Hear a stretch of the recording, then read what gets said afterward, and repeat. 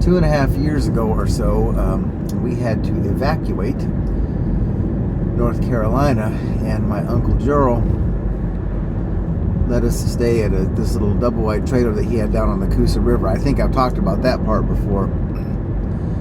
But as everybody watching this knows, we used to have a wiener dog named Mikey. Mikey is now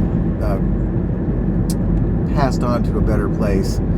But when we evacuated Alabama, we took the, well, I guess at that point we had 4 dogs.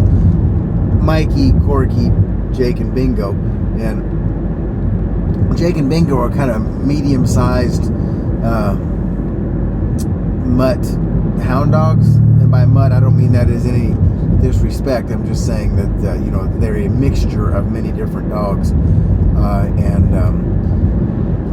So this place that we were staying next door, the people had dogs as well, and they, for the most part, didn't bother anybody. But there was one dog, again, he was sort of a mutt, a mixed breed hound, but he kind of had this sort of rough looking, I don't know, just kind of a rough look about him.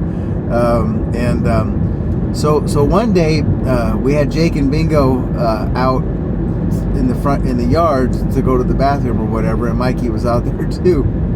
And this dog comes over, and they start sniffing around each other and start growling, and then before you know it, they're kind of, like they're, I don't know, they're fighting, but not real serious fighting. There's a whole bunch of back and forth, a whole bunch of growling, a whole bunch of circling, and then Mikey, the wiener dog, who, by the way, is quite old at this point and covered with tumors, and he's pretty heavy.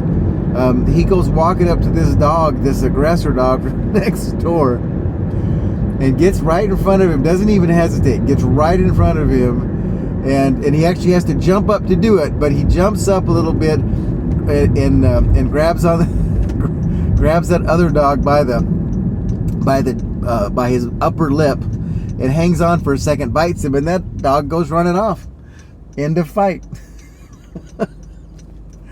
And so it makes me think there is something to that old saying that it's not the size of the dog in the fight, it's the size of the fight in the dog.